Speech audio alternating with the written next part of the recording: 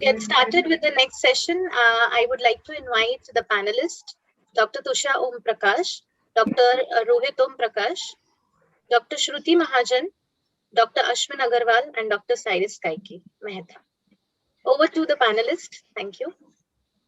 Thank you, ma'am. Thank you. Good afternoon, everybody. I would like to thank AIOS for giving us this opportunity.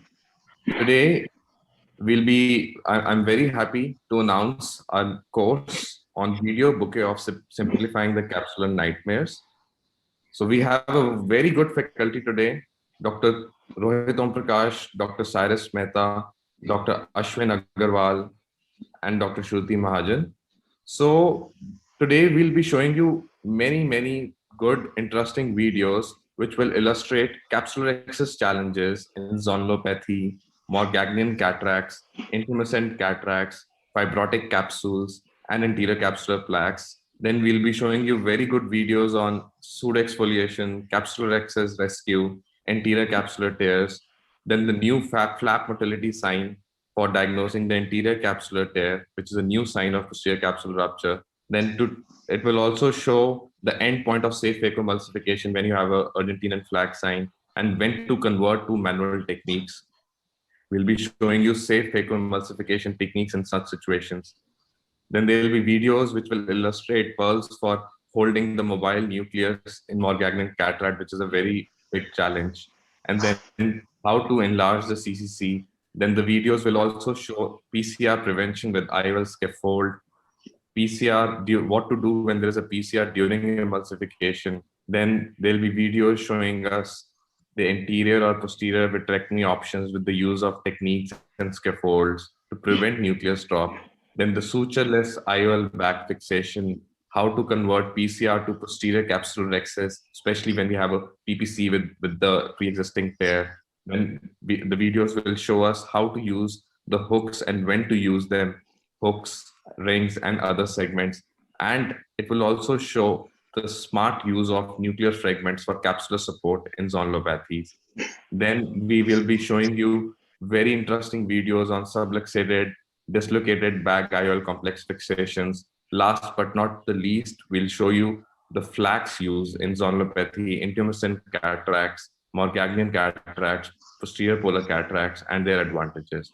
So starting with, first, it'll be myself, who will be talking on the Rex's rescue and anterior capsular peripheral extension. And I'll be showing you the new flap motility sign and the safe phacoemulsification techniques in presence of capsular tears. After me will be followed by Dr. Rohit Om Prakash, then Dr. Cyrus, and then Dr. Ashwin, and so on. So I'm going to share my screen first.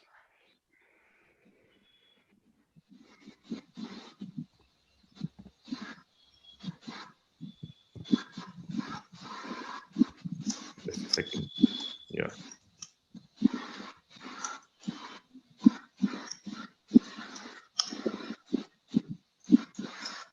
Is my screen shared?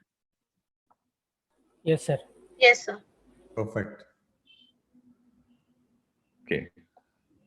So coming to the Rex's rescue and anterior capsular tears. As we all know, that the radial tears in the capsular rexus margin are a very common complication, primarily during the capsular rexus, and secondly, it can be due to in any stage in the nuclear emulsification, irrigation and aspiration, and IOL implantation. So there are many predisposing factors for an anterior capsular tear, like the white cataract, the pseudoexfoliation, weak sonules when you have shallow anterior chambers, in a case of pediatric cataract, and then in fibrotic cataracts also. So this is a very basic prevention strategy, which I'll show you about the Little's maneuver. Here is a case where I was trying to do the rexes, and when I was trying to complete it, suddenly there was an extension towards the periphery. So what do I do here? First of all, I have to calm myself down. The second thing is I have to inflate the bag with the OVD first. The second point, what I have to keep in mind is to hold the flap as close as possible to the root of the tear and then do the Little's maneuver. So I'll show you how I'm going to do it. first inflate the bag, the OVD, and then catching the flap as close as the root of the tear, from the root of the tear. And then, so Little's maneuver is when what you have to do is you can see the direction of the tear. So from the direction of the tear, you have to pull the capsule back, which should be 100 degrees from the direction of the tear. So if you see here, what I've done is I'm trying to pull 100 degrees back from the direction of the tear, and you can see how it came back. So this is another case where there was it had a shallow interior chamber with a positive pressure from behind. So when I was trying to do the rexes here, what happened? It started extending towards the periphery. So what do I do here? So I'm supposed to follow all the steps as I told you before, but what I did was I injected the visco in the line of the tear. So it extended more. So what I have to do is whenever I have to inject the visco, I have to inject in such a way that the flap lies flat on the capsule. That is when you have to inject the visco from the opposite side. So here what I did, I injected it in the direction of the tear, so it extended beyond. So what do I do now? What I'll do is I'll make a nick on the opposite side with the Vana scissor.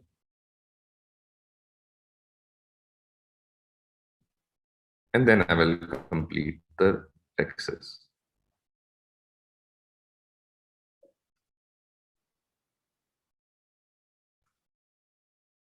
So coming to the strategies in white cataracts. So on Sunday, we have a very detailed instruction course at 9:30 in the morning. So we will be telling you in detail. So here I'm just covering a few points for how we prevent an anterior capsular tear in white cataract. So first thing is always use a visco-cohesive to flatten the anterior capsule. If you see in the first video, what I'm doing is I'm trying to make a nick with a micro forceps, which should be a curved puncture so that it gives it a direction. Then I have completed a very small CCC. I'm trying to debulk it by aspirating it. And then I will enlarge it by making a nick with the Vana scissor. And that's how I complete the CCC. So some people, what we have usually done is when you have a lot of intralentricular pressure, you can do cortical milking so that with gently massaging, we can take out the fluid, followed by just aspirating it, and then you can enlarge it later. So aspirating of the fluid. So this is a case where I was trying to do the rexes and it had extended. So I'll show you what mistake I did here.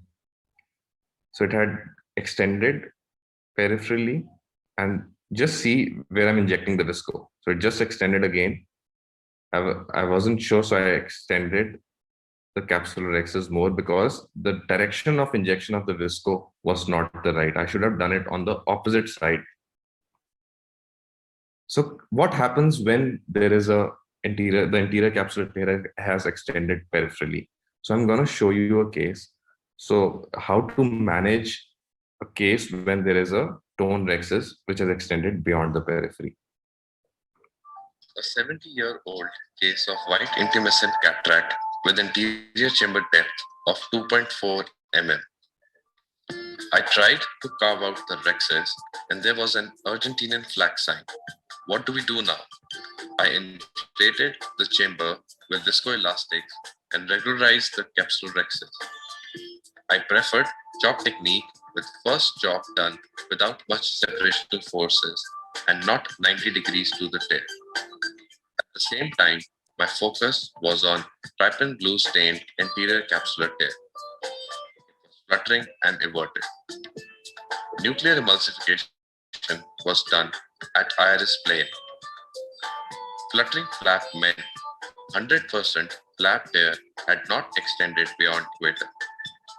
That gave me full confidence to continue the surgery with safe phacoemulsification technique. Had the flap become inverted and non-fluttering, it would have meant that the tear had become wraparound post-equatorial tear.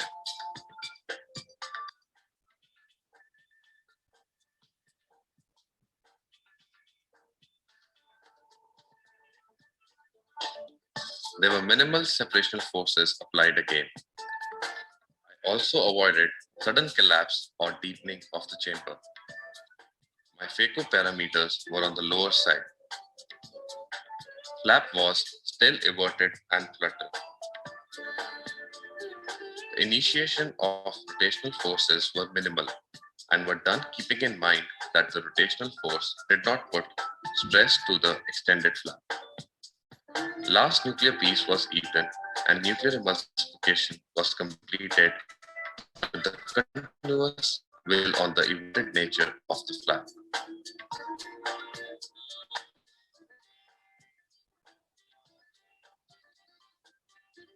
Cortical aspiration was done with lower vacuum, with the fluttering of flap air kept in my visual horizon.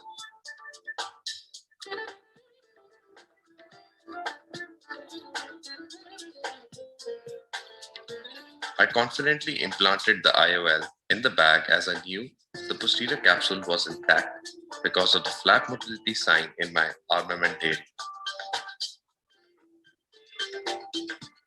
Flap motility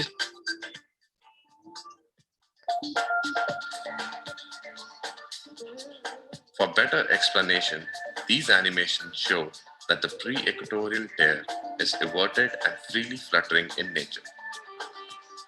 Hypothesis for fluttering flap is that the end point of the extension of the flap functions as the pivotal point for the flap. The flap, being short, is responsive to the fluid dynamics of the interior chamber and thus flutters freely. But once the pre-equatorial flap extends beyond equator, the flap becomes inverted and stops fluttering. As there is a breach in the barrier in the event of posterior extension of the extended anterior capsular tear, there is pulling down of the anterior capsular tear. The pulling down is because of the combination of the higher pressure of anterior segment, increased capsular bag volume, and the negative pressure of the posterior segment that pulls down the bag complex and makes the flap lie flat and eventually become inverted and non-responsive to fluid.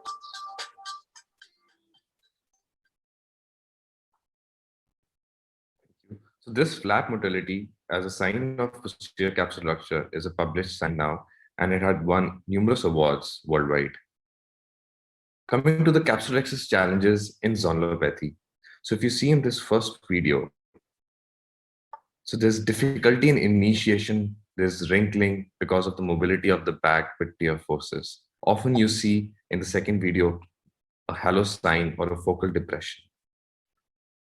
So preoperatively, whenever you find there's a difference between the ACT in both the eyes, it should always give you a clue that there's something wrong with the zonules. So a few strategies in weak zonulopathy for rhexis is that you can always use bimanual forceps, bimanual rhexis. What you do is the second forceps, it holds the capsule, acts as artificial zonules, provides counter traction, and thereby it helps in completing the rhexis. If you see in this animation, the second forceps is acting as a counter traction for the completion of the rhexis. Similarly, if you see, we can also use capsular hooks, which also acts as artificial zonules, thereby providing counter traction and helps in completion of the rhexis. So what do we all know that there's a difficulty in capsular rhexis in pediatric cataracts because of the increased elasticity of the bag. So what things we have to keep in mind is always use Trypan Blue, which decreases the elasticity of the capsule. Secondly, always use viscocohesives. And whenever you are doing the rhexis, the maneuvering of the flap should always be centripetal. You should try making a small rhexis, and the maneuvering should always be centripetal.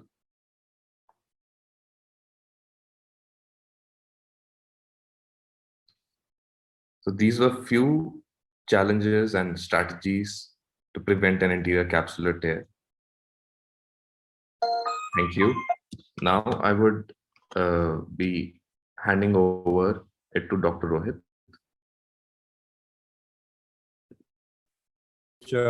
Dr. Tushya, I have one question which many would be asking. You know, one makes a capsulorhexis. How do we know whether we have to, continue or to convert? Because at that point of time, it becomes very difficult for everybody to know whether whether the anterior capsular tear is pre-equatorial or post-equatorial. Okay, sir. So basically, whenever there's an urgent venous flag sign, and what we have to do is we have to first of all decide like whether we have to continue the phacoemulsification or not. How do we come to know about that?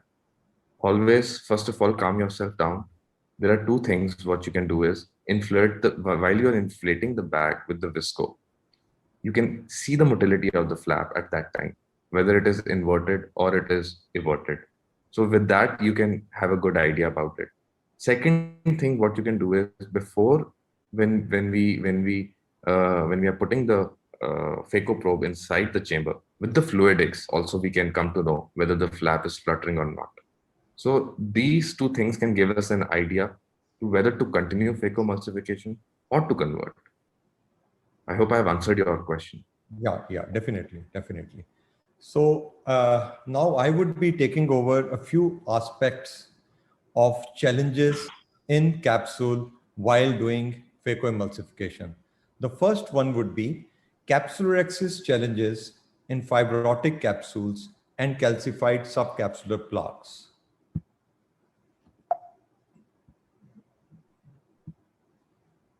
So this is a calcified subcapsular plaque. As you can see, the pupil is small. In these patients, it becomes a challenge how to have a capsulorhexis which is intact. The first thing is I use, in these capsular plaques, what you have to understand that there are adhesions between the anterior capsule and the subcapsular subcapsular plaques in this area. So this is an area which needs to be taken care of. Now, how do we take care of that? First of all, we create a rhexis which is central to the adhesion between the anterior capsule and the subcapsular plaque. So what I'm trying to do in this is that I'm trying to create a rhexis which is in the central area to the attachment or adhesion of the anterior capsule to the subcapsular plaque. Once that part is done, then using a flat spatula, I am trying to separate the subcapsular plaque from the anterior capsule, and I would be going 360-degree across. So once that 360-degree is done, that makes life very easy. So I'm taking my time. I've created small ports to have 360-degree access. So, it's almost done, but I'm still not convinced. And when I'm convinced, then only I'll try to pull out the now separated or loosely adhered subcapsular plaque calcified with the anterior capsule. You can see how beautifully it has come. In the next video, this was the first case. I think the whole credit should go to Deepak Magur for that matter. He showed a beautiful movie in the ESCRS, which won, in the video symposium on challenging cases. So this was the first case which I did. The concept is basically the same. So I'm creating a rhexis in the central area, centered to the adhesion of the anterior capsule to the subcapsular calcified plaque. So this was the first case. So I was not fully aware, but here, had I separated it the way I separated it in the first case, which I showed, it would have been easier. And another important thing which can be done in this is that I can, separate it fully and go closer and then pull it. So I could have, pulled it from here, but before pulling it, I should have separated it also. Nevertheless, the concept was completed in this. So now this is a fibrotic capsule. This is another challenge. In these fibrotic capsule, you can see there is fibrosis all around. So I'm going peripheral to that, creating a rhexis, but it is putting some stress to the zonules here. So I would not dare to put more stress. I will use these micro scissors from different ports to create the rhexis, which should be a complete rhexis with no peripheral extension. So this was a very strange case, and you will find now, once I have completed it, that I'm trying to take it out. So when I'm trying to take it out, it is not coming. Despite my best efforts, I could not pull it out. So I thought, should I take in the vitractor or should I? So I thought I'll take in the probe. And while taking in the probe, what I'm doing is, I'm just emulsifying it. You can see here that this is the anterior capsule and this is a fibrotic sheet, which is subcapsular. So that was what was being, emulsified now. So you will find that I'm emulsifying it. And once it's taking me a lot of time. And what I found was that at times it was getting clogged, but gradually I was able to take care of that. The next part is, how we move around is posterior polar cataracts with pre-existing PCRs. Well, these are the biggest challenge which one can come across when there is a pre-existing, PCR. So this was a young male around 32 years old, wherein the posterior polar cataract was there with a PCR. Now, what do we do with this? The most important thing is the site of incision. It should not be parallel. It should be at an angle to the axis of the posterior capsular defect. Side port incision should not be exaggerated. The rhexis. I am trying to make a rhexis, which is an oval rhexis. This oval rhexis will have the longer arm parallel to the incision and at 90 degree to the axis of the posterior capsule rupture. So the longer arm is parallel to the incision and I'm creating an oval rhexis. Now, what does this oval rhexis do? Well, it's a double rhexis, I call it. It gives the advantage of the large rhexis and it gives the advantage of a small rhexis also. Capsular back turbulence allows easy nuclear sculpting and division and trouble-free subincisional cortex removal. The short rhexis arm helps in keeping nuclear mass intact and helps in IOL capture without a tilt. So now the next step. What is the next step? I am going to, since he was a young adult, I am going to do layer by layer separation of nucleus, central nuclear core, epinucleus, then further layer so that I have a shield. I am going in at different planes and at different places so that I'm able to create, you will see I'm creating different layer by layer in the soft cataract for that matter. So you can see multiple layers here. So these multiple layers, now I'm starting with the aspiration. It will be, I'm not using any CDE. I could have used the IA also, but I thought I'll go ahead. First of all, I'm trying to take out the central core. This central core helped me because the outer epinuclear core and different layers were giving a shield to the pre-existing posterior capsule defect which was there. So I was not exposed to the posterior capsule by any means. I was not rotating it. I was taking out. Now it was practically the second layer which was coming out. So this layer was coming out. Now once that was done, so I thought at this point of time, I will take out the outer layer from that area where there was no posterior capsule rupture or pre-existing one. So I'm trying to, by realigning the phaco tip, I'm trying to take it out. Always keep the chamber stable. The fluidics have to be on the lower side. Now, one option at this stage would have been, I should have used a bimanual, IA, but I'm acting smart now. Just see how I have retracted this. So this irrigation is at a higher, as it is an anterior level, and this is at the posterior level. The second trick which I will play is I will use the epinuclear scaffold. When I use that, I will not expose the posterior capsule to any fluidics which will cause hydration of the vitreous and subsequent prolapse. So I am trying to dislodge the epinucleus from the by dislodging the cortex, but I'm not pulling it out. So I'm continuing doing it again. I will not aspirate it. I'll just dislodge it.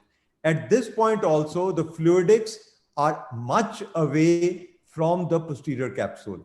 I will dislodge it more, and once I have dislodged it, I'll still continue till the time I have dislodged all the epinucleus and cortex from the equatorial attachments. You will see the last one which I'm doing. No, there's still one more. I'm taking the shield of the epinucleus, and once I'm with it, the next part is, I'll aspirate it in one go. So you will see now I'm aspirating it in one go without much of anything going behind. I'm going to inflate the bag. Now, what is the next step? The next step is this capsulorhexis, this posterior capsular tear has to be rounded off. So in posterior polar cataracts, I somehow find that despite the fact that they are extending to the periphery, at times I'm able to round them off because that gives me more security and that gives me an option whether I can put an IOL in the bag or not. So I'm going in from the second side now. And when I'm going in from the second side, yes, I've been able to round it off. Once that has been rounded it off, next is the decision making now. I feel for this thing that he's a young man, I'm trying to ascertain by staining whether there is any vitreous. There was not any vitreous. So I decided I'll put a lens in the sulcus and do optic capture rather than, in a young adult trying to risk it. So you can see how it is there in the sulcus at this point of time. I will inflate it and then I'll, dial it in. And once it has been dialed, now I will do the optic capture. So once this optic capture is done, so, without making, in this, the strategy is incision location, sizing and aligning of rhexis, stable chamber, low fluidics, no exposure of fluidics to PCR, layer by layer separation of nucleus and epinucleus, strategic epinucleus and cortex removal. So next is the Morgagnian cataract challenges. Well, the challenges in Morgagnian cataracts are there is no cortical or epinuclear shield. The zonules are weak. The vitreous is liquefied.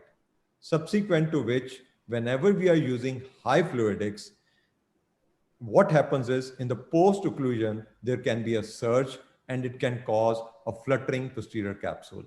The next important is, as you can see, Typical video of a Morgagnian cataract demonstrates difficulty in immobilization of the nucleus due to the absence of cortico-epinuclear cushion.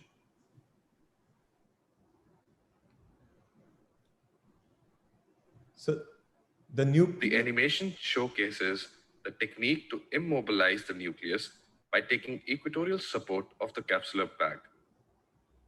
This surgical video demonstrates how the nucleus is pushed towards the capsular periphery and immobilized. Once the nucleus is immobilized, it becomes easy to chop without any collateral damage.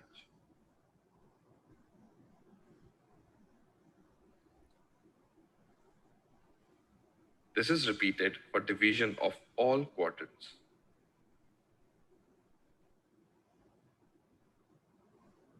This is another case of Morgagnian cataract wherein the nucleus is gently moved towards the equator of the capsular bag and chopping is initiated. Continuous support of the equator is taken till division or chop is not complete.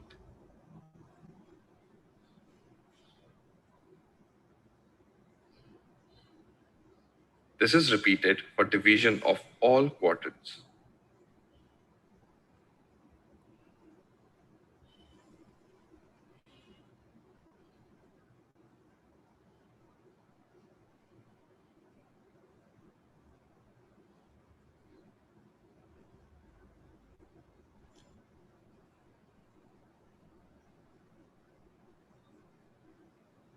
Yeah, I think another important part in Morgagnian cataracts is, this is the technique which we use to stain the anterior capsule. You can see now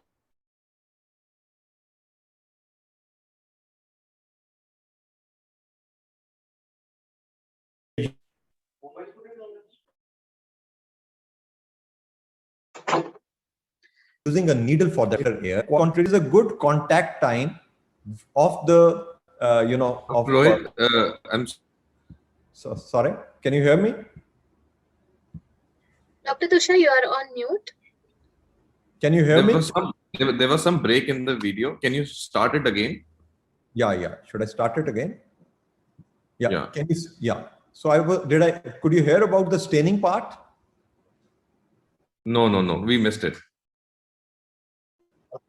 Yeah. So this is the technique which we usually profess, and that is, I'm using a 30 gauge needle to stain the anterior capsule under air, and you will find that the air is continuously there without, usually what happens is when we are using it under air, the chamber doesn't remain stable, and there is no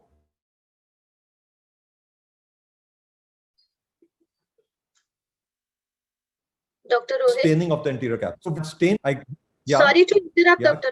Rohit. If you could switch off your camera, it can give us a better bandwidth so that your voice can be heard correctly. Your video is getting stuck in between. I'm sorry.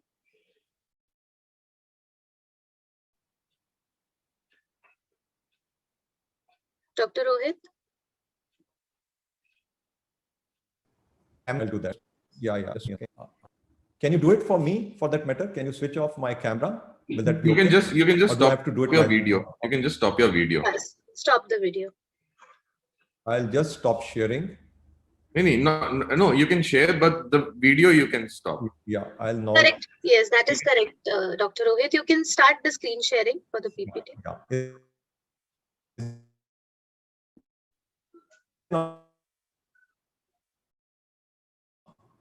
Yeah. Is it better? Can you hear me now? Yeah.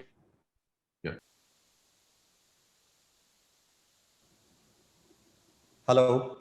Is it better now? Can you hear me? Yes, Yes. yes, it is now loud and clear. Yeah, I think I had to change my network. So now, as you can see, what has happened is, we have stained it with the trypan blue. The chamber is stable, and with the empty bag, the capsulorhexis was completed by using the visco diligently. So once that was done, the emulsification was started, and you can find how the capsule is fluttering at this point of time.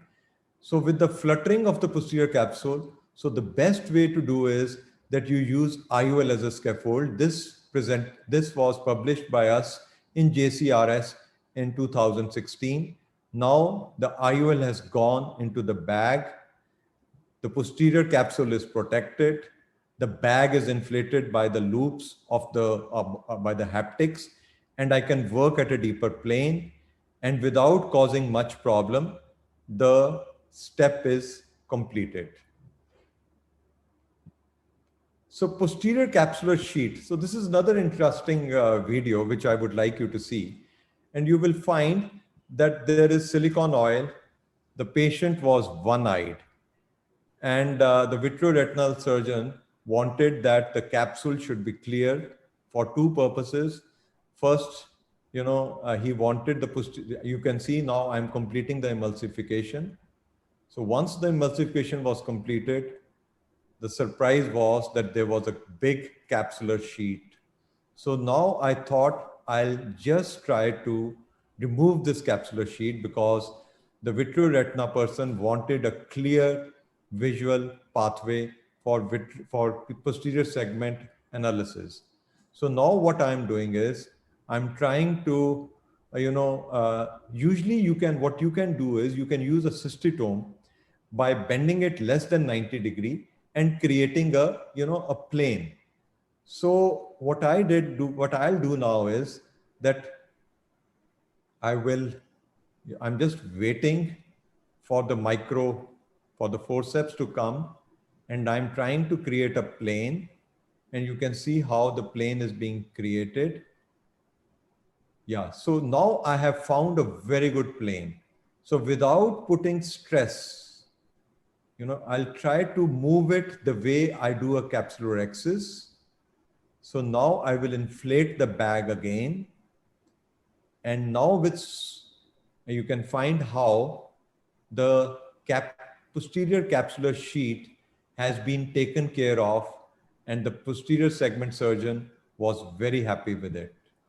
So nuclear scaffold in zonulopathy. Dr. Tushya, would you like me to speak on it, or would you like Dr. Cyrus to continue, or should this one be the last one? What we can do is we can stop here. We can have few questions. I have few questions for you. Meanwhile, Dr. Cyrus can start his presentation after we are finished with your questions. Yeah. So in your first video, I wanted to ask you one question, that is, whether can an anterior capsular tear extend in a fibrotic cataract? Well, in a video. Yeah, I think that's a very interesting question. Interesting question, because people really feel that with the fibrotic capsule, it can, you can have a posterior extension. But quite contrary to what I have seen in my experience, these fibrotic anterior capsules, they do not extend to the periphery somehow. So they have a very small predisposition to extend beyond the equator onto the posterior capsule, even if there's a peripheral anterior capsular tear. In other words, in most of the cases, it doesn't extend, the peripheral extension doesn't extend and become a wraparound tear. Okay, thank you. And another video that you showed on your on posterior polar cataract, I wanted to ask you one question on that. That what should be the sizing of the rhexis in a posterior polar cataract? Well, the sizing, yeah, I know why you are asking, because usually people are not making an oval rhexis. Well, the size of the rhexis should not be too small, or it should not be too large. When I say it should not be too large, because if by any chance there is a posterior capsule rupture, we should be able to do an optic capture. So by all means, it should be less than 5. But if it becomes quite less than 5, then we create a situation in which the intracapsular, pressure rises, and that also predisposes to a posterior capsule rupture. So in these situations, sizing around 4.8 or between around 4.8 should suffice. And in the same video, you had shown a case of soft cataract in PPC. How do you showed a very good description of hydrodelineation, that is layer by layer, what we get in femtodelineation. What do we do when there is an associated nuclear sclerosis in a posterior polar cataract? How do we go about in that? Yeah, absolutely right. Usually what happens in a good percentage of patients, the nucleus is sclerosed. So in these patients where the nucleus is sclerosed to a higher density, in those situations, you cannot have layer by layer. So what we usually do is, with the capsulorhexis is the same. The sculpting is done. I usually do a stop and chop technique. While doing the sculpting, I don't push the nucleus by any means, so that there is no chance of it extending to the periphery, number one. Number two, the separational forces should not be too much. Number three, in these patients, you should do cross chopping. When you do cross chopping, you are able to separate the nucleus piece, which is adjacent to the 6 o'clock, both sides, right and the left, and you take them out. And then you can just flip the rest of the nuclear pieces, which are proximal to you, out. So that is the difference in the technique. Cross chopping, neither hydrodissection nor hydrodelineation. So that is the technique which I usually follow. Thank you for your comments. And last question on your Morgantian cataract video. You showed a very good technique of that immobilization of Morgantian cataract. There's always a confusion or a challenge in making a rhexis in a Morgantian cataract. Just, I want to ask you one question. Can we have a anterior capsular tear extension in Morgagnon cataract? Usually it is not there if we diligently use the visco to our advantage. But if by any means the zonular weakness is profound, then there is a chance of getting a situation wherein you can have an extension. In those situations, flax is one which helps. Number two, what you can do is you can use the anterior or the capsular hooks to your advantage in completing the capsulorhexis in these patients. Thank you, Dr. Rohit. Those were very good insights. And now we move on to Dr. Cyrus Mehta. He will show you very good videos on bag IOL complex fixation. So over to Dr. Cyrus.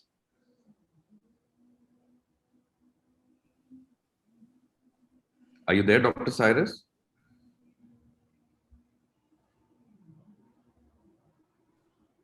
I think Dr. Cyrus is not there at this moment. I will get back to him. Can we ask Dr. Rohit, can you, you were continuing with your nuclear scaffold topic. So I think can you continue that?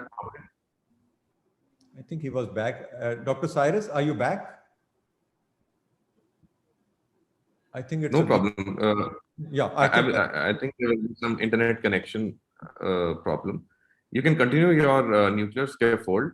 Yeah. Till then, I will get back with Dr. Cyrus. So this is another concept which which needs to be talked about. We have different scaffolds with us. We have the IOL scaffold. I talked about the epinuclear scaffold. Now I would like to talk about nuclear scaffold in zonulopathy. So now what is this nuclear scaffold? Well, nuclear scaffold is wherein we use the hard nuclear fragment to our advantage in providing a three-dimensional support to the capsular fornices. Where can we use it? We can use it wherein there's a generalized zonular weakness. Whenever there's a generalized zonular weakness, what we should do is we should chop them, leave them in situ, because these hard nuclear fragments, they provide a dimension, a three-dimensional support to the capsular bag and keeps it inflated.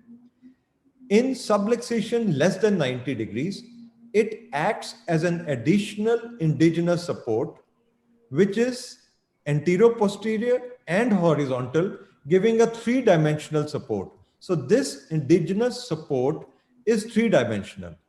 And in subluxations more than 90 degrees, you can use it in combination with other aids like capsular hooks, like CTRs, to our advantage. So I would like you to see this thing. You will find that the zonules are weak. So what I have changed the strategy. What I have done is I've used a pointed cystitome to my advantage. Now at this point of time, I have three options in my mind. First, as you told, we can do a bimanual rhexis, wherein this forceps provides counter traction. And the second is use the capsular hooks to our advantage by providing an anterior-posterior support, or continue with the rhexis. So I thought I would continue with the rhexis, and to my surprise, I found that the zonules seemed to be quite good in providing the support. So I thought I'll just move. The moment I started, I found, yes, there was an area of zonular dehiscence. So I stepped down my procedure, my fluidics, slowed down my phaco procedure, and did a direct chop.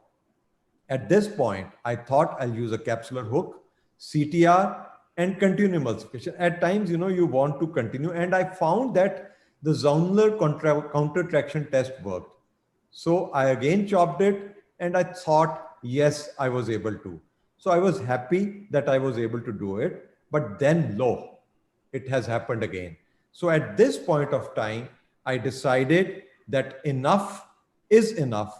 and I have to change gears again, I have to use a support.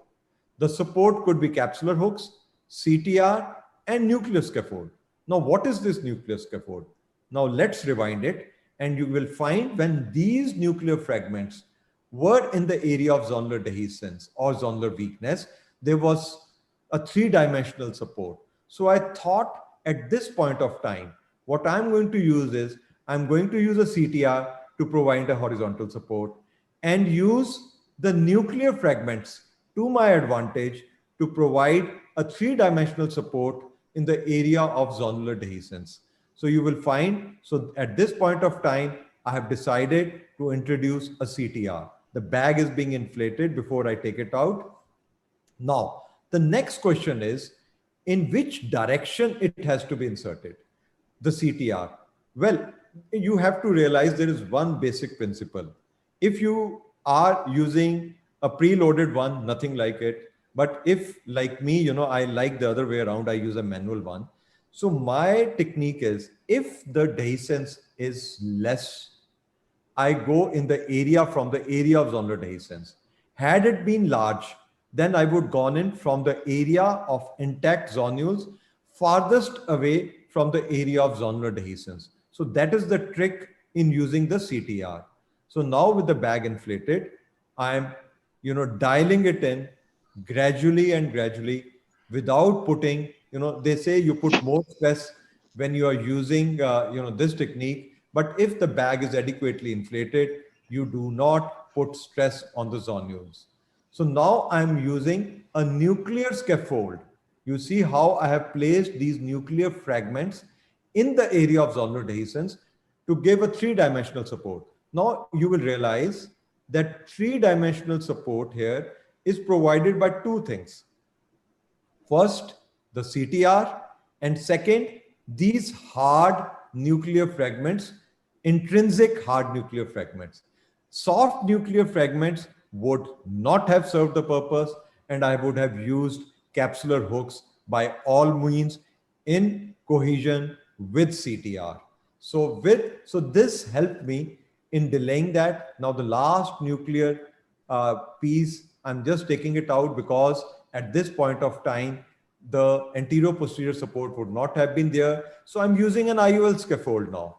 So I'll place the intraocular lens in the bag and position the loops, the haptics, in such a way that they are in this direction. So in the direction of zonular weakness. So again, we have created a situation. We have a double support. And now the emulsification was completed. So this is another video. Sorry. This is another video wherein you will find that the zonular dehiscence is profound.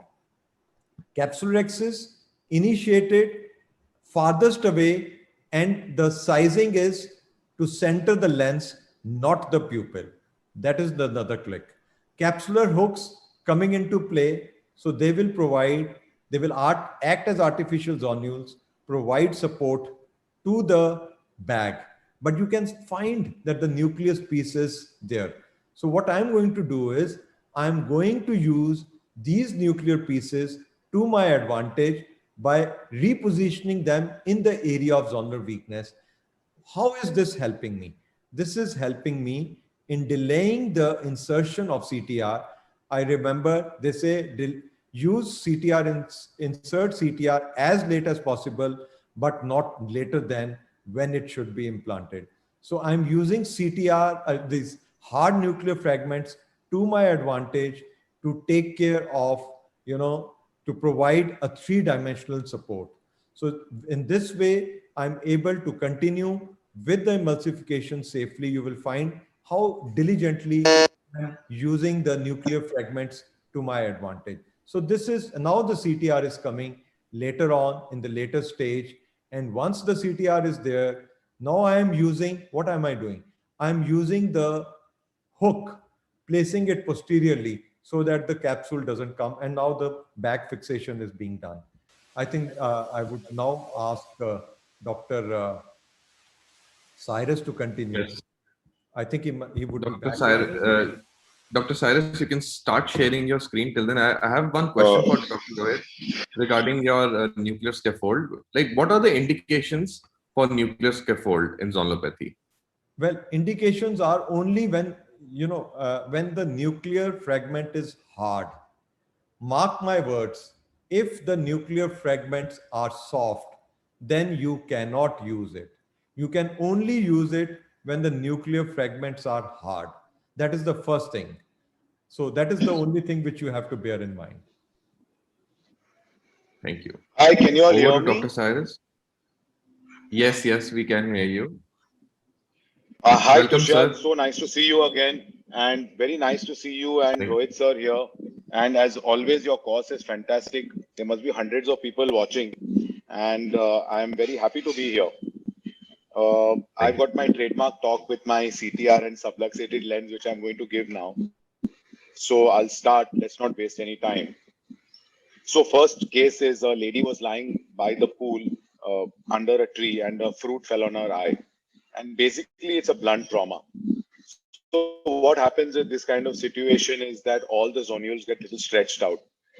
She went to some doctor, put some eye drops, etc., but then landed up with us with a high IOP.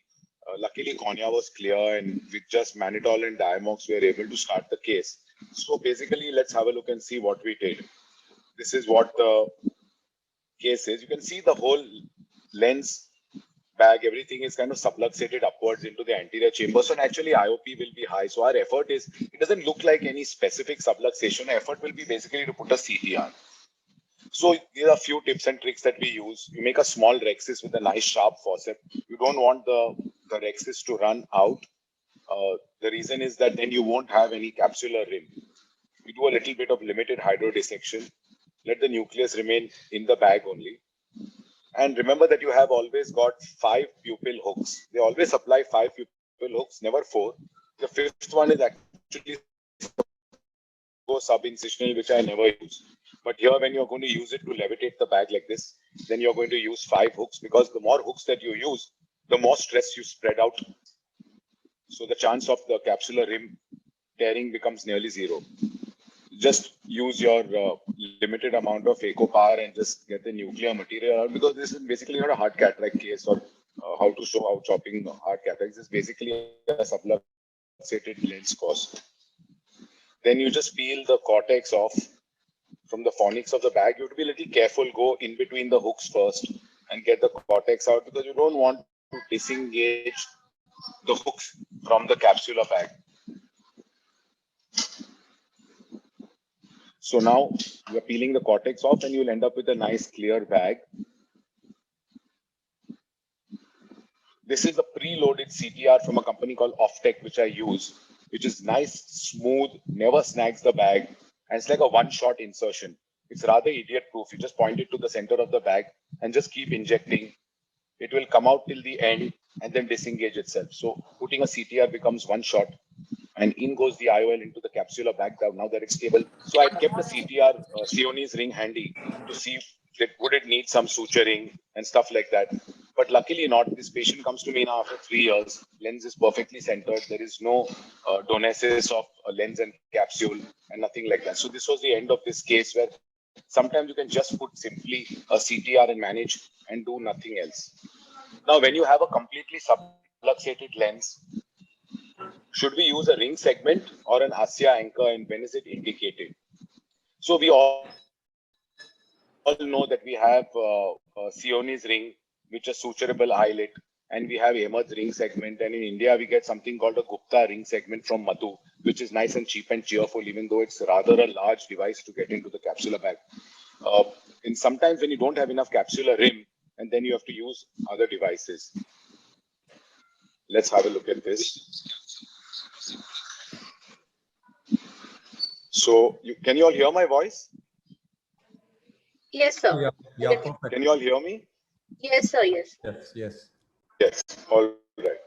So because I've put down the volume in the video.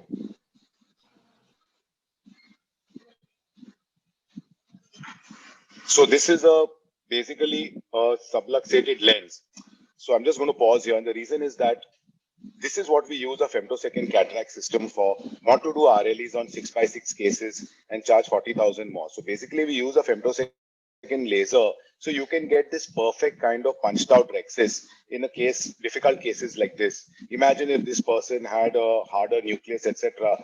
You may not be able to get a perfect rhexis like this, but with a femto laser, you will generate this rhexis every time. You get this perfect punched out shape. Then we just use some sodium hyaluronate and create some space in the capsular bag. And in this case, I'm going to use capsular hooks like this. Once I push the cortex, I'm disengaging the cortex from the rim. So I can engage the rim of the capsular bag with capsule hooks. So I have not invented this technique. It's invented by Ike Emmer. That's there on YouTube. I also saw it on YouTube and started doing it. So this is the Gupta ring segment. So it's very simple. You do all that maneuvering outside the eye and just pass the suture through the eyelid of the ring segment and push this out of the eye about 3 millimeters behind. I don't do all this flaps and all. It's a real waste of time. You can just suture the two ends and the knot will sit there quietly for years together and not cause any problem. Put in a capsular tension ring to stabilize the bag and put the IOL in. Now, what if you have a really poor rhexis with a small rim of capsule? What options do we have in this case? Now, in this case, you can see the femto laser has misbehaved, and instead of doing a capsular rhexis, it's done some cortical punctures. So it can actually fire on the cortex and create a pseudo capsular rhexis, but there's no rhexis there.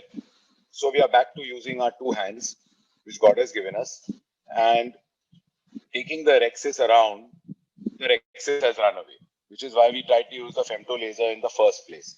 Now you can pull any rhexis back in like I did, but it has gone equatorial. So the rhexis goes around, it goes down to the equator and comes back up. So you can make the rhexis go around, but now there's not enough rim of capsule. So how am I supposed to fixate this capsular bag? So out come the Prolene sutures. And that's a device called the ASIA anchor. This was version 1. I had some samples, which I finished. There's a version 2, which is 3-dimensional. It's basically an ASIA anchor in 3D like that, with the legs behind like this and the legs on top. Something like Susan's paper clip. So it's just like a paper clip. So this engages that little bit of capsular rim which is there, which otherwise we don't have enough to put a capsular tension ring, will just slip off and be lying in the anterior chamber. So just use IA. Once again, this is not a hard cataract case. It's basically all clear lenses. So I can generate a good enough capsular bag. So if it had not worked and the lower legs had not snagged, I would have just done a scleral fixated lens or a glued IOL or something like that. Once again, all this making flaps and all is a full waste of time. You can just pass the needle and the thread through half thickness of sclera and just put one knot and bury that knot in that same opening, and doesn't cause any problem. So you got a nice capsular bag there, in which now we inject an IOL on top of an iris repository, because we don't want that IOL to jump open suddenly. It hits the ASIA anchor and that anchor falls off the capsular bag at this stage. Then you will be left with having to explant this IOL and do a scleral fixation. So that's the end of this case. And one, I think we are out of time now. And so let's just run through the next video in few seconds. Can we use a single piece IOL as a CTR? Yes, you can. And this technique was published by me in Archives of Ophthalmology. And this is what it looks like. This is your extreme subluxation, the proper ectopia lentis. So what you do is use capsule hooks, pull the bag up like this. Just evacuate the cortical matter and tie a Prolene stitch to this anterior loop of the lens. You can do this with any single piece. Pass the needle down the barrel of the injector. So we don't have to open the tunnel to put this lens in. Pass the needle through the eye wall about 2 millimeters behind. Basically, just go under the iris and pass the needle through. You don't really have to even railroad it, because where else is it going to? It's going to come out of the eye wall only. It's a straight needle, so you can see where it's going. Now inject in the lens. Once again, no wasting time making flaps. Just open the conjunctiva a little bit and tie it tight by passing 2 rounds through the sclera and just tie one knot. and that's the end of it. Basically, you will generate enough suture tension. You don't need a CTR because the large loop of a single piece IOL acts like a capsular tension segment. It's only a question of suturing this instead of suturing the CTR, and that's the end of it. So I've finished my talk, and that's the end of it. Yeah. Excellent talk, Dr. Cyrus, as always. Why did you used capsular hooks also? You used iris hooks also. Yes, In yes, why did you use iris hooks and not capsular hooks? yes. So what happened was that I had run out of capsule hooks and I had only iris hooks in the OT that day, so I had to use iris hooks. But still, I would not use capsule hooks in a very shallow chamber because they actually eat up a lot of space. So if I have to put 5 capsule hooks inside there, half the anterior chamber will be eaten up by the capsule hook, which bends like this. So when you're just putting iris hooks and you're putting 5 iris hooks, you're not really pulling that much on the capsule. So I've never seen a capsule actually tear with iris hooks anyway.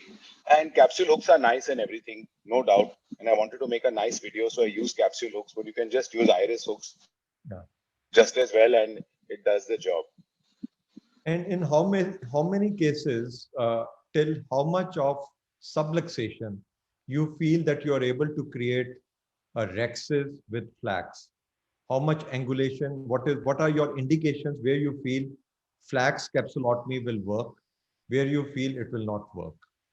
So with all these typical ectopia lentis cases, I would try to do a flax capsulotomy for everyone because I have the laser. If I didn't have the laser, it was a different matter. Again, Ahmed has got this very nice technique on YouTube where he uses 2 rhexis, micro rhexis forceps, which is definitely cheaper than buying a flax machine. And he can hold the capsule and pull it and generate enough tension. So yes, you can do it even without the flax laser, but the flax makes it easier. Where if you have about 6 millimeters of the lens exposed, you can get like a 4.5, 5. If you're lucky, you can get a 5 mm rhexis. Otherwise, you'll get 4.5. Of course, if you've got some rock hard cataract and all in there, it's going to be a problem getting those nuclear pieces out. But typically, these are all young patients with no nuclear sclerosis. Essentially, they need IA. So as long as it's big enough to get the capsular tension ring in, or a Sioni ring, or a Ahmed segment, it does the job. And flax makes it easier, basically. So sometimes when we have tried in few cases, when the tilt of the bag is too much, the anterior segment OCT doesn't pick up. It doesn't pick up the. It doesn't. It doesn't, which is why the second case went post like that. Because I'm too lazy to learn all these machine settings, and I have one guy to do all that. And when you pay peanuts, you get monkeys, and then they end up working in the OR also. So what happens is that he just couldn't set it properly, and he kept on trying to call that guy in Chennai, and that guy told him something, and this was the end of it. Was it did a capsular access inside the cortex instead of doing it on the capsule? So I guess you can learn all this. And I asked Maipal sir after that, I said, what a mess this was. He said, that's because your guy didn't set it properly. And then they came from AMO and they trained him again and all. But, this is going to happen from time to time where if you don't set the machine properly, it's going to make a mess like this. Okay, thank you so much, sir. It was a wonderful talk. Thank you. And now Thank you. It was great being with you. Thank you so much, sir. Thank you so much. Now I would like to move on with Dr. Rohit. He's going to show us on videos on capsular exfoliations in cataract surgery. Over to Dr. Rohit. Thank you, Dr. Tushya. So I would be taking up, pseudo exfoliation syndrome, which is another challenge in capsules when it comes to phacoemulsification surgery. So this pseudo exfoliation syndrome is age-related. There is fibrinous deposition because the fibril source goes and accumulates on the lens and iris pigment. So intraoperative challenges are quite a few. There's a poor pupillary dilatation. You will find that patients with pseudo exfoliation do not dilate that much. And there's a zonular weakness, and endothelial cell count is on the lower side. And you have already, Dr. Tushya, you have already talked about the zonular weakness.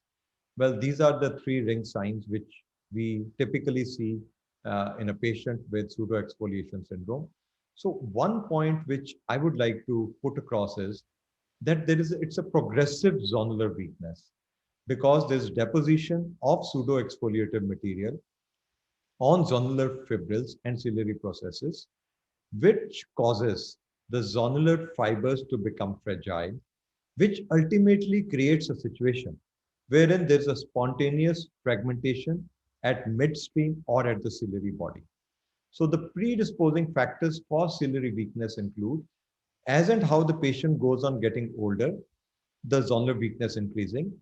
You have already talked about, a shallow anterior chamber depth as compared to the other one with a normal, axial length. Cataract density is another thing which I would like to say. More the cataract density, more is the zonular weakness because of concurrent more manipulations which are involved in managing patients with larger cataract density also. So pupil size is another. You find that if the pupil size is small, the zonular weakness, it has been seen, is more in these patients. One thing which I would like to add is that you should do anterior capsular polishing in all these patients with pseudo exfoliation. Why? I'll get into it later on. You should avoid using the IA to use this anterior capsular polishing. You should prefer curates or diamond finish tips or whatever is. There's one which is available from Epsilon. I have no financial interest. That also works well. So, let's see what happens. In a patient with pseudo exfoliation syndrome, we have to create a large rhexis. Why do we have to create a large rhexis? You have to realize that there are two centrifugal forces which are occurring. One is because of the zonules. The second is because of the centrifugal force developed by the haptic of the intraocular lens. So these are the two things which are causing the centrifugal forces. And the centripetal force is being created by the capsular rhexis fibrosed rim, which is pulling it towards the center. So in patients with pseudo exfoliation, because of the zonular centrifugal force being less, there is a larger tendency for the centripetal force, which can further fragment the zonules and create a situation where you have a lens subluxation. So that is why we try anterior capsular polishing and creating a large rhexis for that matter. So moving on to the next one. So you can see what can happen. You can have what should I say, a capsular contraction syndrome with back subluxation at times. It is totally phimosed for that matter. Another important thing which we have to see is that at times at the end of the surgery, you find these capsular striae. Now, these indicate that the zonules are weak. This has been well explained by our dear friend, Dr. Kumar Doctor, and he won a prize in the European Society or the American Society for his excellent video. So I tried it and I found that what he has said is a very important thing. And in such cases, what is required is that if you put a CTR in these patients wherein you find capsular striae which show that there is weakness, what do you call these capsular tension rings really help in relieving the zonular weakness for some time. So next is, moving on to the next one, next video, and that is, the technique of, this is the Dr. Cyrus showed a very good technique. And for those who at times do not have it, you will find how I am dialing it in. When you have a CTR, you have to do tangential stripping. You have to use low vacuum because the CTR doesn't allow you to do, cortical cleanup. So you can see how tangential stripping I'm doing. So this is how it is being done. And once this is being done, you use a vacuum, or you can use, you can see how I'm using, how I removed it. So you can do it from the posterior lamella also. Just hold it and aspirate it, and you will be able to do the cortical cleanup. So once that is done, next comes the flap motility sign with posterior capsular polishing. So I think I'll not go to this one. I'll show one video of this is the video to show how capsular hooks can be used in patients wherein the zonules are weak. I've created, you can see how loose the bag is. So I ended up with a small rexes here, inflated the bag, and at this point of time, I thought that I need capsular hooks. So what I'm going to do is I'm going to use capsular hooks now to create a large rexes. So now I've created an opening for the capsular hooks to go in, and these capsular hooks, the positioning of the capsular hooks has to be such that it has to be 1 hour proximal to the edge of the capsular axis. So this is around 1 and a half hour. Because if you go far off, it doesn't help. And if you become closer, then it can create a tear for that matter. So now you will find I'm continuing with the rexes. And once the rexes is being done, now it has become easier because of the artificial zonules which have come in the shape of capsular hooks. So now I will use another capsular hook to my advantage to give further support to the zonular apparatus. There it comes, the capsular hooks. Now these capsular hooks will give support. I'm being very slow for that matter because I want to go it in the right plane and do not put much stress at the same time. I want to go right up to the equator. So I have anterior posterior support now. And now I can complete the rexes for that matter. But then I realized I still need one more. So I'm using another capsular hooks. So these capsular hooks, as Dr. Cyrus also told, they act as artificial zonules. They go right up to the equator. Whereas the iris hooks, they do not go right up to the equator. And at times they get dislodged also. So that is the advantage of using capsular hooks, the way he used it in the second case, which worked really well for that matter. So once that was used, then I continued with the rexes and I was able to complete the rexes without any issue. So this was just to show how you can use this to your advantage. Now next we move on to another one. CTS has already been explained. Now how you can use the CTS or the ASIA one, which he used to his advantage to give support when the the zonular weakness is more than 90 degrees or 90 degrees or so. I'm sorry to interrupt you, Dr. Rohit. Can we move on to the next because there's paucity of time? Yeah, I think I'll finish because we will come back to you later if we have time. Yeah, definitely. Okay. Now,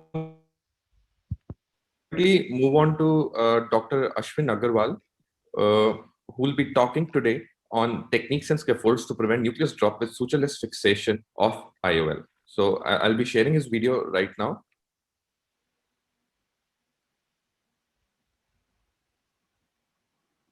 Just a moment.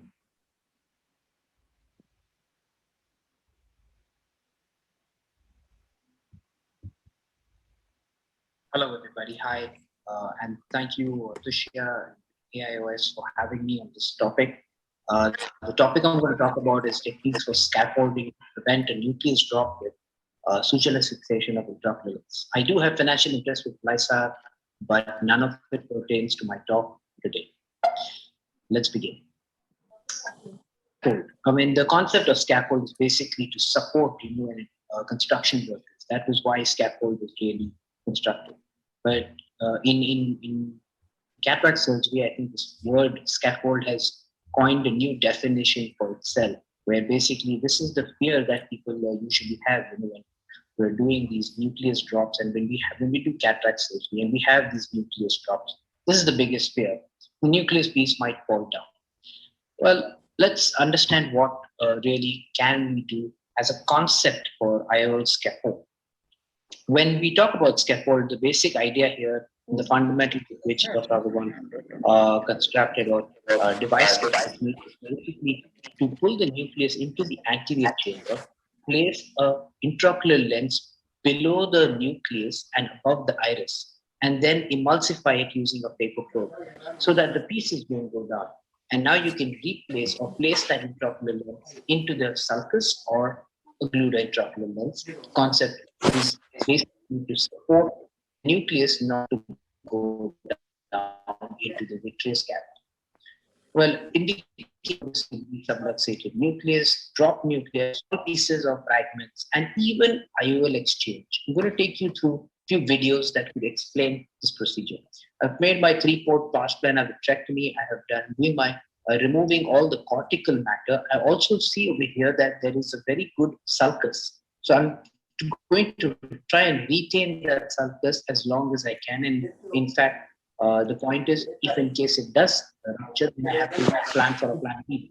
If it didn't, what I'm doing here is basically bringing this nucleus into the anterior chamber after doing a core vitrectomy and all the retina stuff and the posterior segment stuff.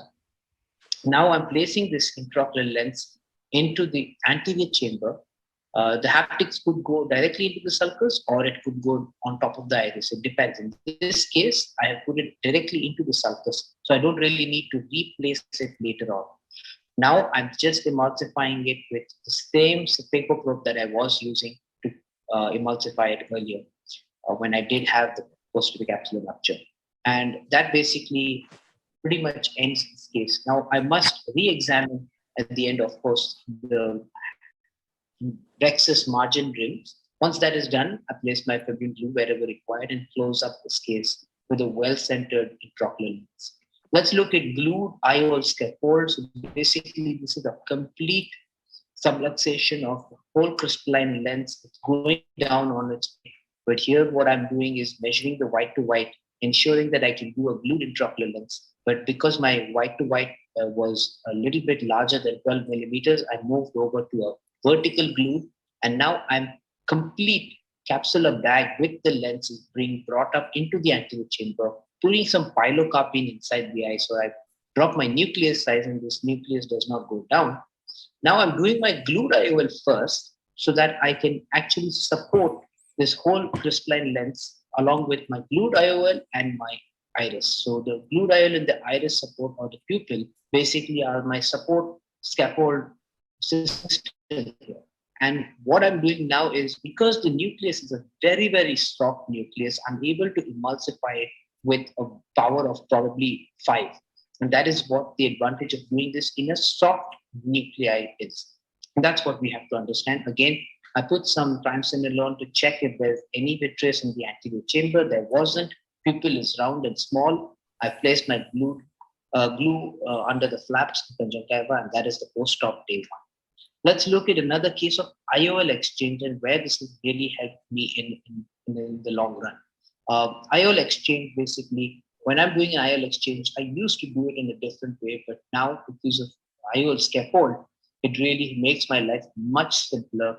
All I'm doing is bringing this new IOL intraocular lens into the anterior chamber.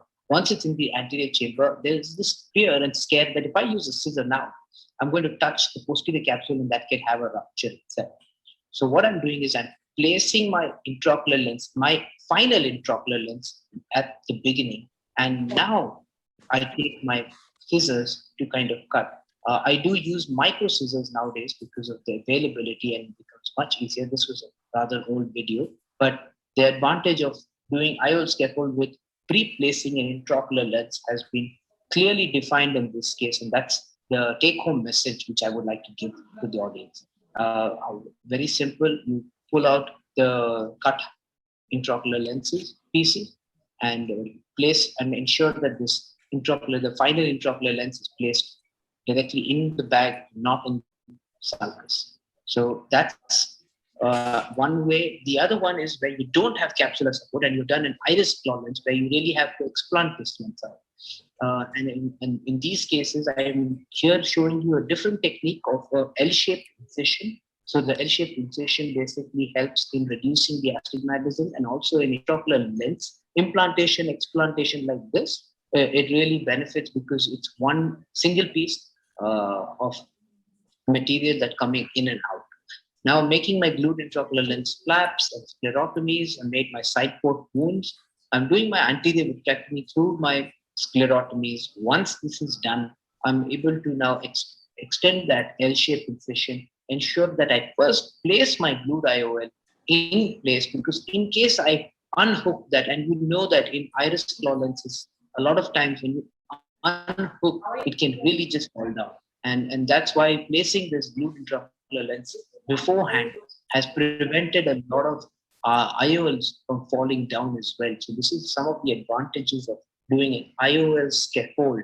So it does not just help in nuclear fragment removal, but also in intraocular lens fragment. So when you unhook this, there is a very high chance that it can slip on both your hands, or you may knock one hand to the other, and that could slip the intraocular lens from its place. And this is the advantage of basically doing a glued IOL scaffold. What are the benefits? One of the most important things is you don't need a corneal wound, which is what we used to do. We used to extend the wound. You don't even need a scleral wound. All you need is a good pair of micro scissors, and you are good to go. It prevents any vitreous prolapse. So a lot of times you'll see the surging of vitreous coming up and down, and you can emulsify the nuclei in the anterior chamber using a phacoprobe. And also the IOL already gets this position before you have even started the removal of any nuclear frag. These are some of the big advantages of doing IOL scaffolding. I'd like to thank Tushar for having me on this topic, and I would like to also inform the audience that this is my pages that you can follow me, ask me questions, anything. Thank you so much. Thank you, Dr. Ashwin, for such a good video. Now I'll be, as we are running short of time, I'll be quickly moving on to the last topic of today. Just one second. Yeah. So the last topic of today is femtosecond laser-assisted cataract surgery in intumescent and Morgagnian cataracts, posterior volar cataract, and zonulopathy. Coming to the femtosecond laser-assisted cataract surgery for the white cataracts, as Dr. Suchain Peek et al. Have already published, and they have shown that no anterior or posterior tears occurred in their cases. Your screen is not shared. Yeah. Your screen is not shared. Okay, sorry. I'm My afraid, screen is- and I'm sorry to interrupt, but we would have to wrap up the session in the next 3 minutes. Yeah. Thank you. 4 minutes. Yeah, yes. yeah. We started late, so we'll just. Yeah. Okay, coming to the, now, is it visible? Yeah. Okay, so my topic of today is flax and intumescent cataracts, PPC, and zonulopathy. Femtosecond laser-assisted cataract surgery for the white cataract, as Dr. Suchain Peek et al. Have already published and told that there is no anterior or posterior capsular tear occurred in their study. The risk factors for incomplete capsulotomy were usually due to Morgagnian cataracts and lens thickness. So the conclusion is the main complication of flax and white cataracts was only incomplete capsulotomy, significantly associated with Morgagnian cataracts and increased lens thickness. Then there have been studies which have compared the femtosecond laser cataract surgery with the conventional one and showed that for hard nuclear fragments, flax conserved phacoemulsification power, provided a significant reduction in corneal endothelial damage, and led to faster visual rehabilitation. So this was a case which we had done long back in 2012 when we had LensX, and that time the technology was just evolving. So we tried it on the white cataract, and you can see the capsulotomy time was little more than what we have now. And there was a significant, the famous volcanic eruption of the intralenticular fluid. So now with the advantages, we can complete the capsulotomy within 1 second, and we always have an advantage of closed chamber. And the capsulotomy by flax, especially in fibrotic cataracts, makes it easier as it cuts the capsule over the fibrotic bands. So this is a case which we did recently. So if you see here, what you have to do is you have to just go on slowly, follow the capsular excess margin, maneuver the flap in a circular way, and take the capsule out. And we had done the fragmentation also. You can see how clearly it was. It helped us in partial fragmentation, which helped in less phaco power, thereby protecting the endothelium. Coming to the flax and PPC, as Dr. Mahipal has already published this paper, which has showed us that we can detect the pre-existing posterior capsular dehiscence before only, as we have an advantage of anterior segment OCT in flax, which increase the safety in posterior polar cataract. Similarly, Dr. Basavra has shown a new way where we can do femto delineation and we can avoid hydrodissections or anything in posterior polar cataract, which will increase the safety in posterior polar cataract. So what we have to do is we have to just set an offset of 800 to 1000 microns away from the posterior capsular margin so that there is we can save the posterior capsule. So this is a case which we recently did, and luckily this was a female who was a very VIP patient, and she was referred from some surgeon because of the posterior PPC. And in this ASOCT, we can see that there is a dehiscence which was noted before we started the surgery. So it gave us confidence, and we tackled the surgery in a very meticulous manner. I'm showing the surgery as well. So here, if you can see, we did a stop and chop technique. We followed all the low fluidics parameter, and we divided the nucleus in a very gentle way.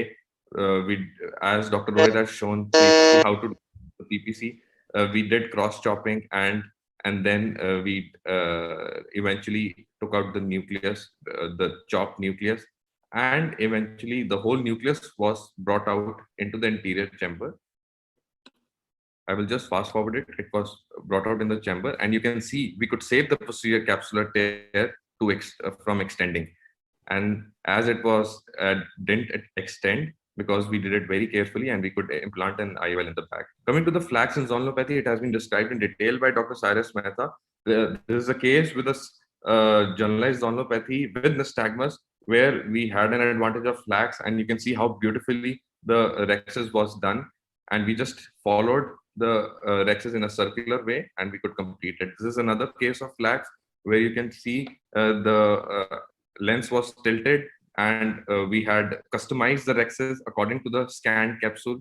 We made a 4 millimeter of rhexis, and as we can avoid all the challenges related to capsule rhexis and zonulopathy with flax. Thank you so much. I'll be finishing in time, and I will be forwarding it to other people, and I'll be very happy to announce that the same course has been presented in American Society of Cataract Refractive Surgery, and we are doing it from the last 2 years. Thank you so much. Thank you, everybody. Thank you, everybody. And thank you, AIOS, for the Dr. Rohit, and thank you, Dr. Rohit, and all the faculty. We'll be forwarding it to you, ma'am. We are finished now. You can carry on. Thank you so much, Dr. Rohit, Dr. Tushar, and Dr. Cyrus. It was simply delightful to listen to all of you, and also to watch the videos as well.